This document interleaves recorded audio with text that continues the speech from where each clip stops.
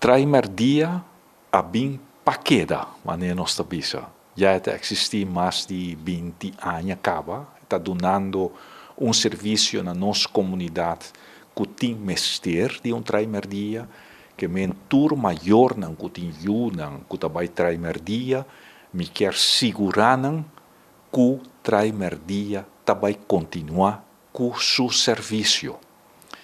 Que mentor lo que te guardo bisa que mi persona lo quer eliminar primeiro dia ou quer descontinuar, que maior não lo taman na cabeça que pahasi aceita puramente vega político que te guardo assim.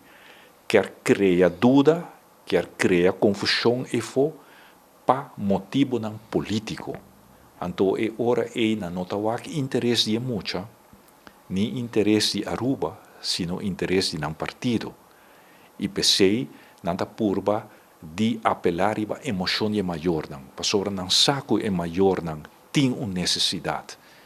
Quem nota na altura que o desenvolvimento econômico de Aruba vai na direção aqui, que tur dos parejas ta traga e te enviada a aceitar dois trabalhos e ta per 6 meses tem necessidade de primeiro dia, depois de hora na escola, para dar uma guia na emoção, para não quedar sem guia. Esta uma necessidade social que tem.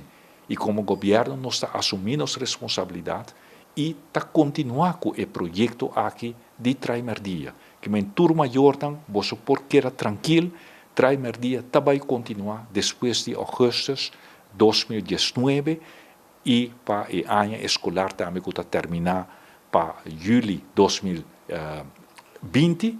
E primeiro dia também quer continuar como projeto. Está assim que a criar dúvida também, bom de esta que está traga dentro do primeiro dia para motivo de fake news.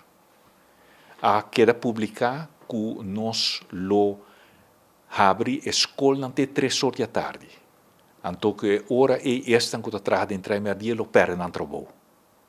Então, pensei que tem ação também aqui na bestuurskantoor de esta que traga dentro do primeiro dia, pensando que não lo perde trabalho para sobre o horário de escola que é ampliado até 3 horas da tarde.